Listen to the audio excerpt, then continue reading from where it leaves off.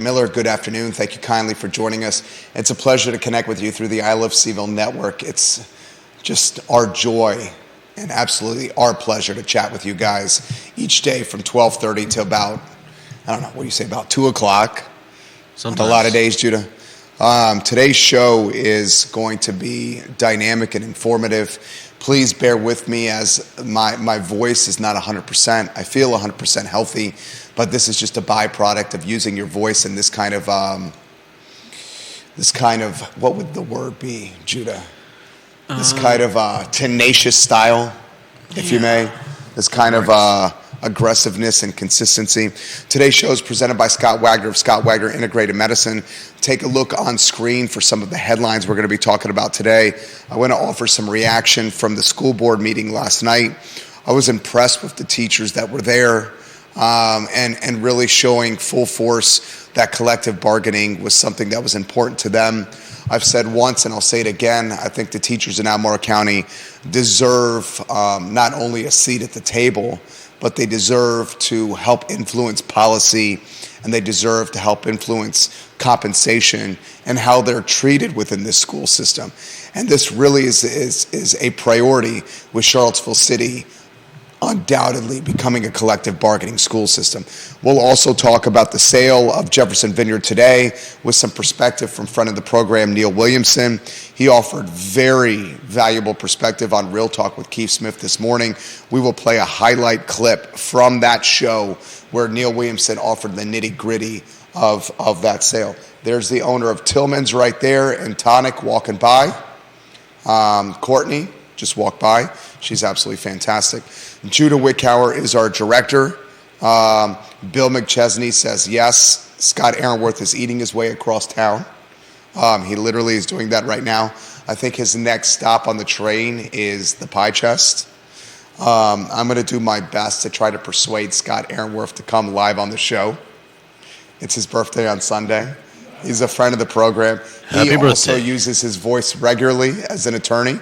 So he understands the difficulty that I'm in right now. So maybe he wants to jump in and help carry the burden for us. All right, we'll respect your anonymity over here, Scott Aaronworth. Let's go to a two-shot and welcome Judah Wickhauer to the program. Judah, I counted somewhere between 60 and 75 teachers at the school board meeting last night, wearing red, showing their commitment to collective bargaining. I haven't had an opportunity to ask your take on a union and teachers in public schools. I think this is a must, but what's your take, my friend? I think if that's what the teachers want, then that's definitely a good thing. I think unions are they can go either way, but done right, I think they're a great tool for helping workers get the pay and the what's the word? Leverage, influence. Yeah, seat at the table. Yeah, there goes the mayor, Lloyd Snook. But also just the stuff that most people get at work, like health and dental and stuff like that. I think the teachers already have that. Okay. The teachers have health coverage, dental coverage, vision coverage. But I'm talking about in general.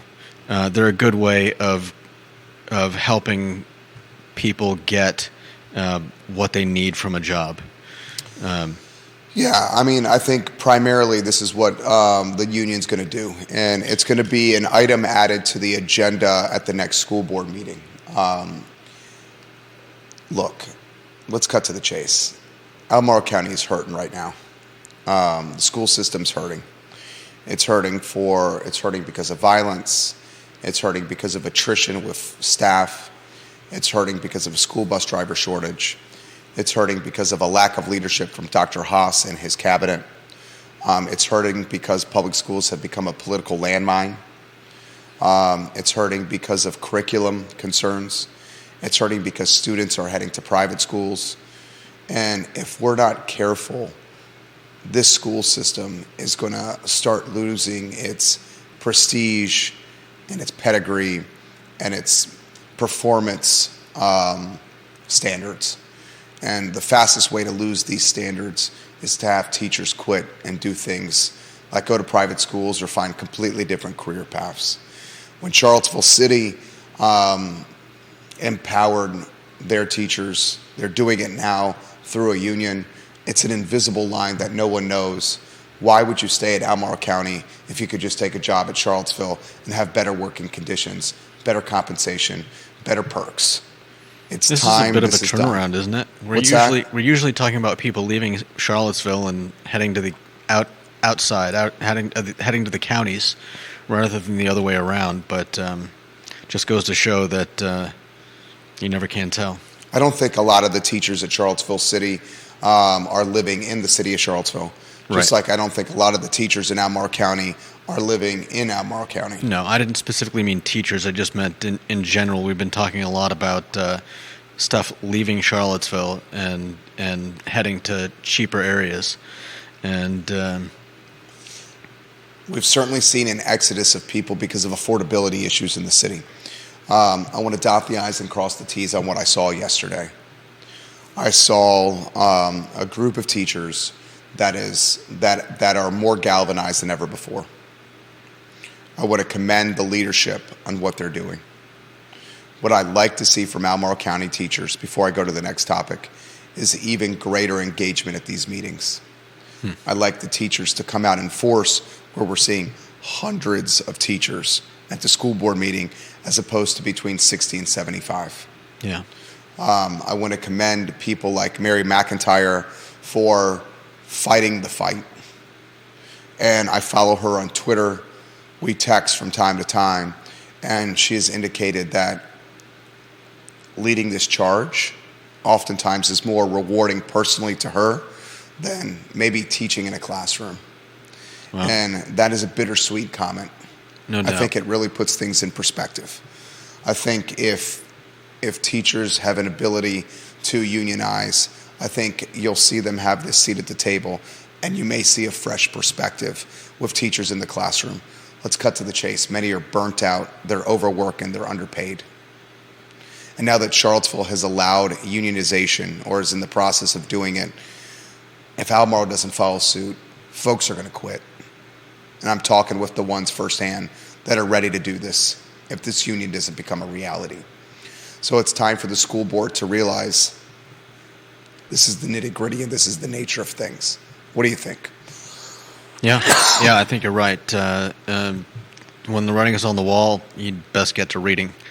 If the teachers are letting the school board know what they want and need, then they'd best listen, because otherwise they're going to end up with some serious problems. Exactly. So I applaud Albemarle County and their teachers. Now I want to cover the Jefferson Vineyards sale. Excuse me. Jefferson Vineyards sold for just under $12 million. We talked about it yesterday, and immediately it turned into an article in the Daily Progress. Neil Williamson on Real Talk with Keith Smith covered this really well. Do you have that sound? Yeah. Let's play that sound in 3, and 2, and 1. The purchase that Keith so wonderfully referenced was the acquisition of Jefferson Vineyards and, more importantly, the associated acreage, some of which was already under conservation easement, but it was acquired by the Thomas Jefferson Foundation, which owns the presidential estate Monticello. Some folks, not many local folks, but some folks seem to believe that's a national park. It's not. It's privately owned by a 501c3 organization, the Thomas Jefferson Foundation. The foundation and the Free Enterprise Forum have had differing views over the years regarding property rights. The foundation believes that it is critically important that they have the view as Thomas Jefferson would have seen it from his Monticello to Charlottesville. The Free Enterprise Forum says that'd be great, buy it, because you really shouldn't be trampling on other people's property rights. And so that conflict has been 20 years going. And the foundation actually provided really aggressive language to begin with in the 2015 Albemarle County Comprehensive Plan that was suggesting that there be a checkoff box every time there was a land use decision that was within the Monticello viewshed that Monticello had been consulted. We find that to make them a super citizen. What other private property owner has that right? There's none. There's none, and there should be none. Right. There is still some of those vestiges of the language still exist in the 2015 plan. We are now in the midst of AC 44. This is the comprehensive plan program for Albemarle County. There is phase 2 kicks off Monday. I have been selected, I think they took everybody, which is why I think I was selected, to be a part of the phase 2 program and to be one of the stakeholders and to share my experience with my cohort of folks through the blog and through other meetings and these types of media appearances. I'm hopeful that as one of their big ideas for this comp plan, they're talking about equity. Well, if one private property owner has a zoning designation that no other private property owner has, is that equitable? It's funny, I'm cheering the purchase of Jefferson Vineyards and the assorted acreage. I also cheered when Monticello bought Mount Alto, which used to be known as Browns Mountain. And I understand some law students over the years had some really good parties up on Browns Mountain. Not that I'd ever been there to do that. There's no photographic evidence either. And if there was, it was photoshopped. Yes, Mount Alto was acquired in 2004. And at the time, Dan Jordan, who was the president of the foundation, said, it's a very expensive approach to viewshed protection. But we're not in the real estate business, but we had to save our viewshed to protect a community landmark. And they spent the money. It sounds like they're in the real estate business. Well, they are in the real estate business. They seem to buy. They own that whole section of the county. So what is? I didn't get a chance to read your blog, so I apologize. So what is their intent with it? Are they going to run it as a vineyard or? The winery, in all media accounts that I've reviewed, has deferred to the foundation. The foundation has said they do not have any current plans to change anything. The staff will remain. The winery will remain. That's the current plans. But they own it now. They can do whatever they want with it. That's the idea is if you want to protect the viewshed, buy it. Yeah. That's Neil Williamson, guys, the president of the Free Enterprise Forum, offering fantastic perspective on the sale of Jefferson Vineyards. And if you want even more insight, I would encourage you to go to the Free Enterprise Forum and read the post he did this morning. If you noticed after yesterday's show, when we let the community know that Jefferson Vineyard had been sold, the Daily Progress, about, 3 hours after the program, published an article on it. So we will continue to relay information to you that I think is important and valuable. This community is so loaded with fantastic info that I think a lot of it's overlooked.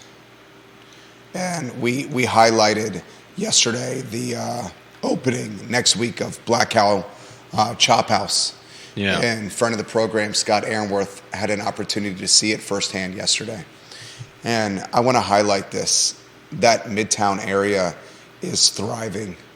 And Midtown was, let's cut to the chase, invented by Maya Restaurant, Christian Kelly and Peter Castiglione, by Continental Divide. But the mayor of Midtown has become Daniel Kaufman. And Daniel Kaufman on Wednesday is going to have 3 businesses within spitting distance of each other. Yeah. Those 3 businesses, Public Fish and Oyster, the Bottle House, and Black Cow Chop House. And one of the things to highlight, and it's a very good point to make, right now the downtown mall is struggling a little bit with its brand image. Yeah. One area that's not struggling with its brand image is Midtown. So if people are somewhat concerned about going downtown, and there's a portion of the population that is, that could be tailwinds or positive momentum for the businesses on Midtown. Yeah. And I think Esquire Aaronworth, the king of Virginia Beach, was very intelligent to put that on my radar because I think that is undoubtedly applicable. You go down West Main Street in Midtown Charlottesville, and you see some of the best. Yeah. You see Maya Restaurant, one of the few restaurants in this community where the restaurateurs, Peter Castiglione and Christian Kelly, own the real estate. Yeah. So not only do they own the restaurant, they own the building, and they own the apartments above it. Daniel Kaufman's got 3 businesses now.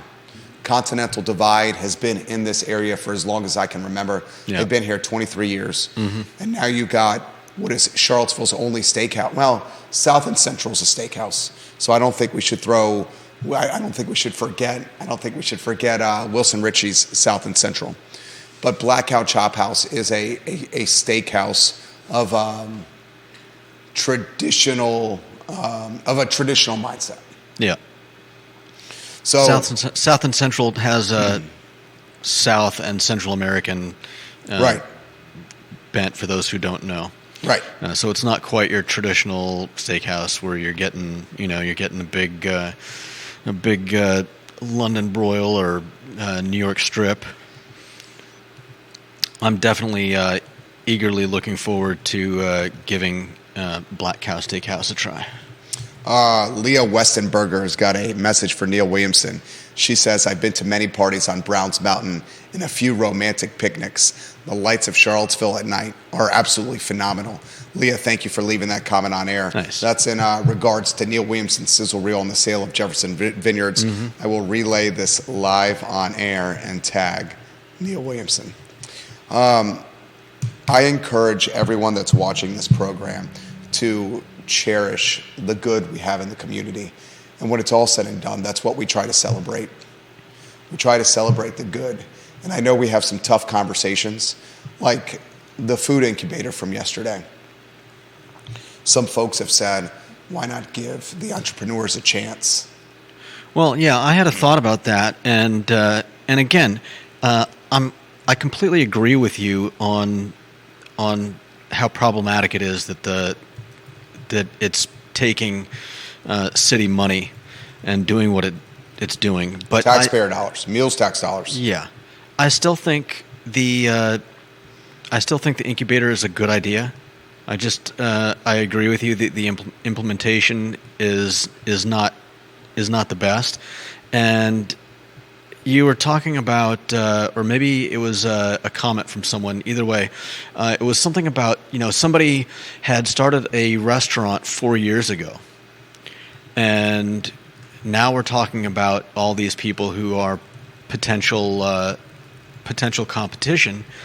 And 4 years ago, this guy was potential competition for other businesses, and that's never going to stop. There are always going to be people wanting to start something up, and as we've seen, there are lots of restaurants that are choosing to close their doors for various reasons. And yes, there is a limited amount of bandwidth for people to go out to restaurants in town, and if your concept's not good enough, you're probably not going to make it. But at least allow new people to get in the game, because 4 years ago somebody else didn't have a restaurant, and 4 years before that there was some place around here that wasn't open yet that was potential competition, and some of those places are beloved now. I'm not opposed to people getting in the game, and I mean, as an advertising agency, we work with startups all the time and help them launch their business. Yeah, I'm opposed to using the taxpayer dollars to fund competition. And I'm with you on that. Once you explained it to me, I came on board with you on that. I also have this concern. The incubator is focused on Black-owned businesses and birthing them. But I doubt it's going to be exclusive to them, is it? I mean, have you visited the website and seen the marketing collateral? I'll take a look, but no, I haven't. Yeah, it's specific for Black-owned businesses. Specific. So check out that research, please. I certainly have.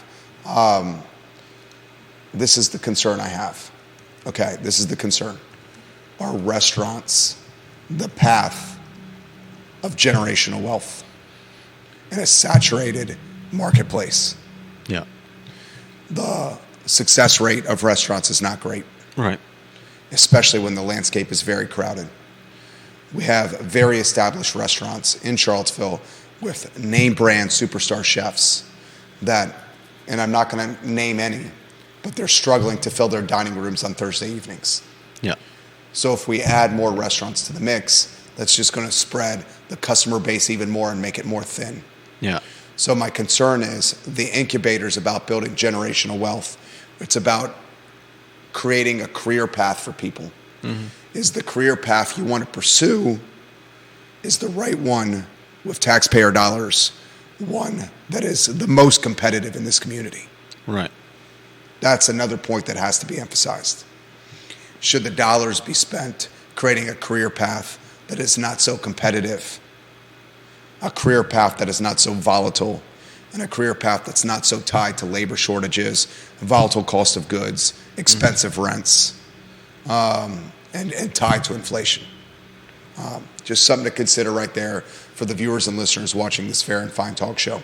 My counter to that is I understand where you're coming from, but the people that are going to be heading into this incubator are not, a stern talking to is not going to turn them towards STEM or, some other line of work. Yeah.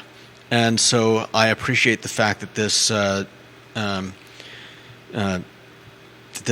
leg up is going to be available, whether or not we agree with how it's funded. I appreciate that it exists, and I think that rather than say this should be something else, I think we should say somebody should set up something else. Somebody should set up an incubator for Black community members to get into coding or biotechnology or whatever it is for the big businesses that are coming to town soon. I don't think it has to be one or the other. My another concern I have is our most precious commodity is our time. And if we're creating an incubator for folks to launch restaurants, they're going to spend a lot of their time building these brands and these businesses. Yeah. And frankly speaking, the success rate of these brands and businesses upon launch right now is not great. Right, but those people were probably going to try that anyways, and a lot of them are coming out of CIC, and we're not trying to gatekeep them out of CIC because deciding to open a restaurant is a bad idea. We'll see. One thing I think we should follow carefully, if I was the city of Charlottesville and I was in City Hall or an elected official in City of Charlottesville, I would like to know success rates of the businesses birthed from the incubator. I'd like to know how many made it 1 year, 2 years, 3 years. I'd like to know how many signed leases for brick and mortar storefronts. I'd like to know how many hired from within the community. And I'd like to know the tax revenue that was birthed from this incubator. Yeah, and what I mean by that is, what's the city's ROI? As these businesses are birthed and they're established, will these businesses generate new revenue for the city? Yeah. What's the city's ROI if they're going to be investing Exactly. in this thing? That's what I'd like to know. Yeah. And I think that's how you hold it accountable. Right. And those are fair questions. Carol Thorpe has this comment. Jerry, I watched last night's school board meeting via streaming online, and I am empathetic to their desire for collective bargaining. I presume they want to attract community support, and if so, may I offer a word of constructive advice for the teachers? I, for one, Carol Thorpe says, found them off-putting and unprofessional, as many dressed in red, sneered, and catcalled citizens who spoke on other topics during the public comment section, specifically Brian Vanyo and Dr. Meg Bryce. They don't have to stand in agreement with what they say,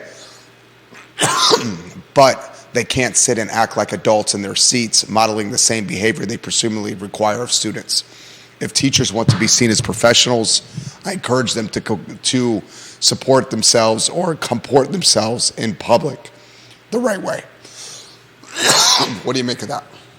Yeah, I think that's well put. I think it would behoove us all to take that advice to heart in our dealings with whatever it is, from school boards to city councils. I think some of the best advice you can give or take is that you get the respect that you give. You shouldn't expect respect from people if you're not willing to give it to them in the first place. And you may disagree, you may hate someone, but if you're not willing to show them respect, then I don't know. Take it online. Jerry would say you belong on Reddit. I'll bring up Reddit here in a matter of moments. Carol, I also heard the cat calls and the nastiness voiced in the direction of friend of the program, Dr. Meg Bryce. Dr. Meg Bryce is running for the at-large seat on the school board. And when she spoke yesterday at the school board meeting, she spoke about the Meriwether Lewis rebranding and how she felt it was disingenuous, or she felt that the whole process was rigged. While she was speaking in the 2 minutes that she was allotted, she was catcalled by the teachers in the audience. She was heckled by the teachers in the audience. And to Carol's point, that's not the behavior that would be tolerated in a classroom when a student gets up and speaks in front of his or her peers. So if we're expecting the right approach and the right behavior in a classroom, that same mindset's got to apply to a school board meeting. Yeah. So I think Carol makes a very good point right there. Definitely. And I also want to applaud Dr. Bryce for having the courage and the chutzpah and the gumption to speak up in front of a room of teachers. Yeah. When she probably knew as she was going to give the 2 minutes of commentary that she was going to get heckled. Still, she did it. Yeah. That's courage. Yeah, definitely. A lot of people would not do that. Mm-hmm. She's running for the at-large seat on the school board, and I think she has a lot of qualifications to make a good candidate. I truly believe that. Mm-hmm. Bob Yarborough is watching the program. He's the king of Redfields. He is getting to know Scott Aaronworth on Facebook. Scott Aaronworth is in the studio, Bobby Yarborough. He says, guys, don't sleep on Orzo. It's top notch, and that space is fantastic. Yeah. He also highlights the Quirk. I want to highlight Orzo Kitchen and Wine Bar, owned by friends of the program, Ken and Charles. Yeah. Orzo Kitchen and Wine Bar is a special place. Romantic, fantastic ambiance. Mm-hmm. The pasta's dynamite, and that wine list is almost second to none locally. And if you want one of the best views in this community, check out Quirk. The rooftop is special. Have a cocktail, a cold beer, maybe an appetizer on that rooftop of the Quirk Hotel, and you'll have views in the city of Charlottesville that are second to none. Frankly speaking, from a city of Charlottesville standpoint, I think Quirk has the best views, with the close second being the Graduate Hotel. And I caveated that by saying the city of Charlottesville. If you're talking Albemarle County, very few can beat Carter's Mountain. Now, the tough part about Carter's Mountain is the secret is out. And if you want to go to Carter's Mountain, you're going to be fighting a lot of people to get up there. A lot of people to get up there. Multiple people are offering remedies for me with my voice, and I very much appreciate you guys. The honey and tea is on the near horizon. Maybe the honey and a little bit of bourbon as well for this evening. Bill McChesney watching the program. Perhaps the example shown last night will be seen by students. They will then wonder why they get called down at school when they behave that way. I think it's a really fair point. Yeah. I think it's a fair point. We can't expect students in the classroom to act in a certain way when perhaps the teachers are acting differently at a school board meeting that is live streamed and covered by the media. And who knows? It may be parents who are doing the heckling in the meeting. It was primarily teachers there. There were very few non-teachers there. But some teachers are parents. That's true. My point being that perhaps their kids are the ones who are already acting like that because they've already seen that behavior, which is kind of sad. Regardless, I want to emphasize this, and I don't want to get off my primary point. My primary point, Charlottesville City is going to empower its teachers with collective bargaining, with a union. If Albemarle County does not do the same, it's going to lose veteran teachers. Yeah. And if it loses veteran teachers, the school system is going to become watered down. And if the school system becomes watered down, then that's going to have significantly much more collateral damage. Significantly much more. There's already families, and we've had realtors post this on the feed, that are choosing to move out of the ACPS school system, Albemarle County Public Schools, to other school systems because of curriculum concerns, parental teacher concerns from a communication standpoint, bus driver shortages, you name it. The last thing we need is for this to continue. Ray Cadell, watching the program, said he had lunch at Chang Thai fairly new, and it's excellent. Thank you, Ray Cadell. Ray, we love your food recommendations on this program. Judah, I want to highlight on today's show something that you put on my attention, on my radar, and that was the Downtown Mall Flower Planter Competition. Initially, I was uncertain about highlighting this story. It sounds a little silly at first. But in the grand scheme of things, I think it's up to you and I, with this following we have, to drive people downtown. Yeah. And anything positive in this concerning climate for downtown Charlottesville should be highlighted.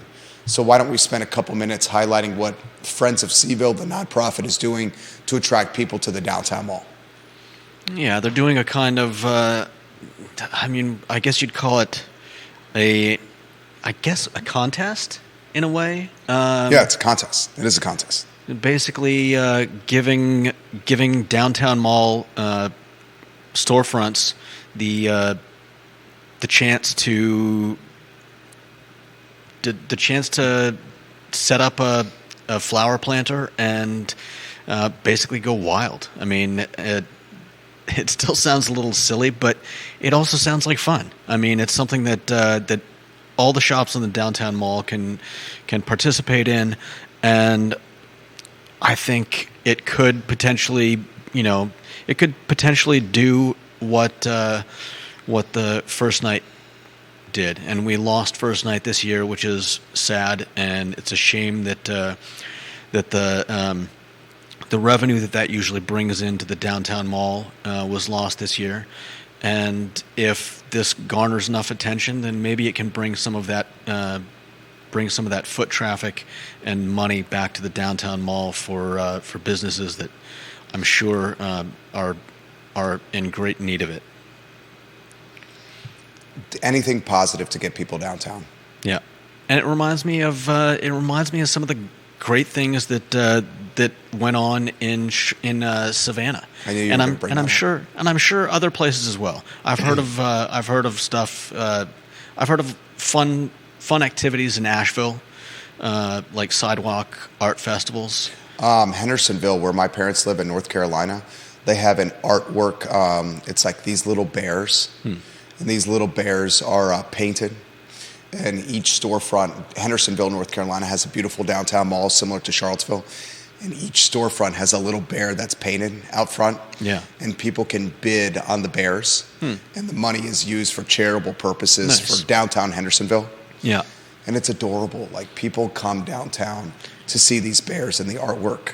Yeah, it's kind of like if when you drive up past Duck, North Carolina. Yeah, going to the Outer Banks, you see all these painted horses, and I don't know how many different people took part in painting them, or how they first got set up. They've been there for as long as I can remember going there, and they're just they kind of tie everything together. You drive, you're heading down the road, this single road, the only way you can go, and along the way you see all these painted horses, just in random places, and I can't remember where, but there was some place that did something like that with dogs. They had these little like dogs statues, and I think it's just something to get people out, and the downtown mall needs it. I was heartened to see Police Chief Kachis doing a walk and talk up and down the mall. Hopefully, that will lead to more patrolling of the mall, people feeling more comfortable coming back to the mall. I know that there are people that are currently a little bit on the scared side to be coming down to the mall. Man, Scott Aaronworth has given us whoopie pies. Yeah, I haven't had a whoopie pie since I lived in Maine. Probably. Look at this. You're such a nice guy. There's no camera there. Don't worry. You're good. You're You good. sure you don't want to come on the show? Yeah. Scott, please. We literally had one of our most prized viewers and listeners go to the pie chest and buy us a whoopie pie, which I'm holding in my hand. Wow. This is from the pie chest that unfortunately is closing. Rachel's closing her business. Rachel and her wife are closing their business to do other things. Yeah. But before they close the day after Pi Day, March 14th, 3.14. So the 15th of March, the pie chest on Heather Higher Way is closed. Support this business. Guys, if you watch this show, you know how much I support, and I'm trying to be positive when it comes to small businesses because they're so hard to run. He literally bought Judah and I 2 whoopie pies. I'm holding it on screen right here. I just got a text message. Definitely not the whoopie pies I had when I was a kid. I can't wait to eat this. One of the most difficult aspects of doing a talk show like this is not eating the food, because then I would be talking with food in my mouth. But thank you, Scott. Yes, thank you, Scott. I got a text message from one of the teachers that was in attendance last night. She asked for anonymity, but she said I could read this text live on air. She says, Jerry, don't use my name, but please know this. There were community members at the meeting last night who also supported collective bargaining. From what I could see, the objectionable, the concerning behavior last night was not from teachers. No teacher I know would risk their job by acting that way in a public meeting, especially knowing we would be undermining our own campaign for bargaining. In addition, Dr. Meg Bryce's points about the division not handling the renaming committee are valid. Many county employees who have served on a committee have also experienced being railroaded by the division. Why do you think we are fighting so hard to force them to change? You can say this on air, just leave my name out of it, please. I respect that comment. Yeah. I was there in the back and wearing a hat, super DL, to watch the meeting. And I will say this. I did see a couple heckling teachers, okay? And I don't want the focus, which is empowering teachers, to be lost by behavior that's the word is objectionable. That's a great word for it.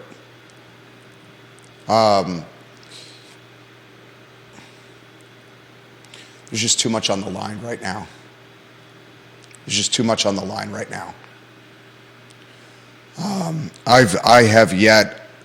I've been on this earth 40 years.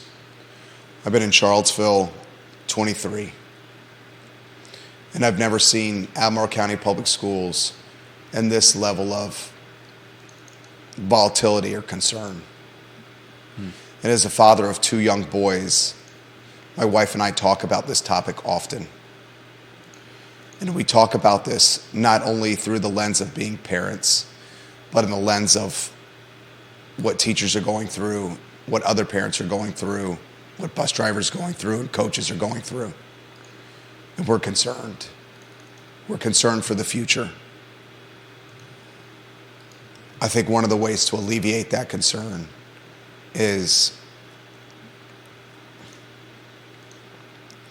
showing our frontline educators that we have their back, Yeah. that we want what's best for them. A lot of folks that are opposed to collective bargaining and unionizing here have this argument. Well, if we allow the teachers to unionize, then that's going to create complacency, or it's going to keep poor performing teachers from getting fired or let go from the school system. The reality is that's not going to happen. You don't get into this profession to coast. Yeah. Because if you're going to get into professions to coast, there's much easier professions to coast that pay much better, that have much better hours, and you don't have to deal with emotional children going through puberty that are emotionally volatile. I also hear arguments like similar to that in regards to a lot of workers looking for a fair deal, to put it simply, and I think that sometimes unions exceed the bounds of what they're created for, but for the most part, I think they do a good thing. They help people as similar to what they're trying to do here, which is to get some leverage so that you can bargain and get what you need. And workers' rights are generally a good thing. I don't know how you argue against that. Media outlets that watch this program for content for your respective publications, please continue to cover this story with vigor. Please. Alice Berry is doing a good job with the Daily Progress, and I would love to see NBC 29 and CBS 19 keep this topic in the news cycle. I am concerned that in the next meeting, where this is an agenda item, I'd like to see it become more of an action item than just a talking point. And for the teachers that are watching this program, I would very much encourage you to see if you can get this become a reality before the next election cycle. You have 4 spots on the school board that are up for grabs, and I'm not sure how any election will go. No one can see into the future, but I would imagine you would want this finished before the November election, because if you wait till after the election's over, then you're going to have to lobby and persuade and convince potentially 4 new school board members. Right. All right. I sincerely apologize for not having my best ammunition with my voice. I really wanted to talk today's show about underutilized property and potentially 7 of the most underutilized pieces of property in the city of Charlottesville. From my standpoint, the city has a portion of a 10.2 square mile city, the city yard off West Main Street, that is being used for pickup trucks and heavy machinery and a public works storage facility. I don't see that as the best use of that property. So we'll talk about that on Monday because it's an important topic. All these topics are so nuanced. And you know what all these topics are rooted in? All these topics are rooted in affordability. Yeah. Teachers are worried about affordability. They're worried about quality of life. They're worried about living in the county that they're working in. Can you blame them? Nope. Folks are worried about living in the jurisdiction they work in. Yeah. They're worried about not being able to afford to continue staying here. Yeah. And the really unfortunate scenario is it's getting worse. Yeah. Assessments are out of control. Jesse Rutherford had some interesting words to say about the subject when he was here. He talked about the age. What was it? The age of people getting older. I wish I remembered better what he was talking about. It was basically the fact that there was a particular group that that's basically aging and not getting filled in again. And I think the case may be similar in a lot of areas. Kelly Jackson watching the program. KJ, you're good people. She says, just pay these teachers more money, treat them with respect, and let them do their jobs. I responded by saying amen. Bob Yarborough says, think of all the tasks, many fraught with possible legal jeopardy, that are newly heaped upon our teachers. Each day, legislator brings up some new bill that requires something from those who lead our classrooms. That enough is reason to come together to create a collective voice. I think unionization is a must. Yeah. I agree. I especially agree since the city of Charlottesville's doing this. We're going to lose them to Charlottesville, folks. It's clear cut. I understand the other side of the equation. Lisa Costello is offering the other side. And Lisa, I very much respect your opinion. She says, are we not putting the cart before the horse with regard to collective bargaining in schools? She says the atrocious environment in our local public schools has been widely expanded upon with sexual assaults that were videotaped and posted on social media, fights, brawls, and gangs have control of the restrooms. It is to a child's detriment to put them in these public schools. While collective bargaining may be a discussion, is not the current state of schools detrimental to students? Should that be the first item addressed? I think they go hand in hand. Yeah, it's an interesting point. But if you're suggesting that the teachers wait because the other issues haven't been addressed yet, I don't think that's fair. Yeah, that's not a fair answer. Kevin Higgins in Greenwood, a suburb of Crozet in Albemarle County. Get out of the teacher's way before it's too late. I'm going to respond to saying that amen. Anyone who watches this talk show sees someone who is a free market guy, a small government guy, maybe libertarian leading. But my mindset is support frontline people. And it's hard to pigeonhole what I stand for. I stand for property rights. I stand for small government. I stand for affordability. And I stand for supporting small businesses. I stand for creating affordability, diminishing red tape. And I stand for making this place as great as possible. All those qualities is what I stand for. And I want to close the show on this. I'm seeing on social media, in particular Reddit. Subreddit. What's that? Particular subreddit. Folks going, I'd love to bring you in the mix here.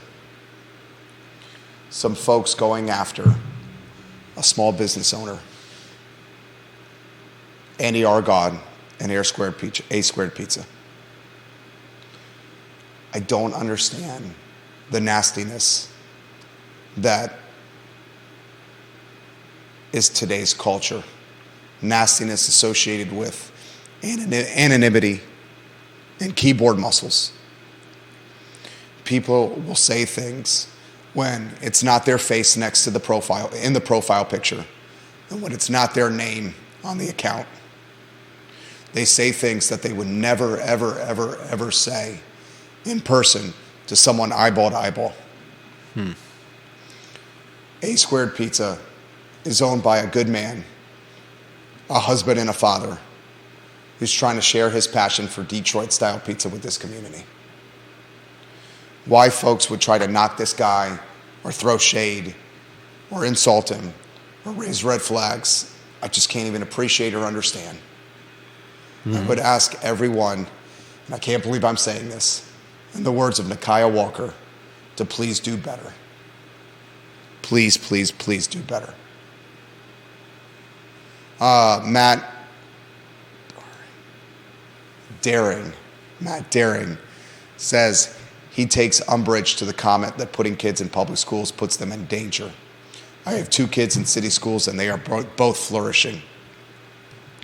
I respect that, Matt. And I know, Matt, that you, because I follow you on social media, are incredibly active with your kids. I love watching your photos where you're mountain biking with your son. And I love watching the photos where you're championing your daughter's artwork. I can tell that you and your wife are very active, involved with your kids. And having a two-parent family in today's world, in a lot of ways, is a luxury. It's a luxury. My wife and I are also very active with our two sons.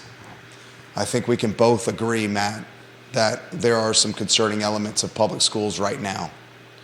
And I think many of those concerning elements are associated with a leadership team, especially in Albemarle County, that is not doing right by those that are on the front line.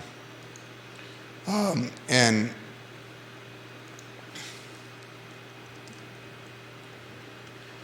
I'm so hesitant to go down this road when it comes to the superintendent of Albemarle. If things don't change, maybe change is needed at the top of the totem pole. Because we've been dealing with this for a long time. And why I'm hesitant to do this is because I would imagine that his job is extremely difficult. But the performance I'm seeing in the hallways is not where it should be. On Monday's show, hopefully my voice is a little bit better. I don't know how we made it through an hour today. On Monday's show, I'll talk about the underperforming real estate in this community. I appreciate your patience as we worked hard today to deliver the product the best we could. That's what we try every day. Do the best you can with what you got. And this is the best I could with what I had today. For Judah Wickower, my name is Jerry Miller.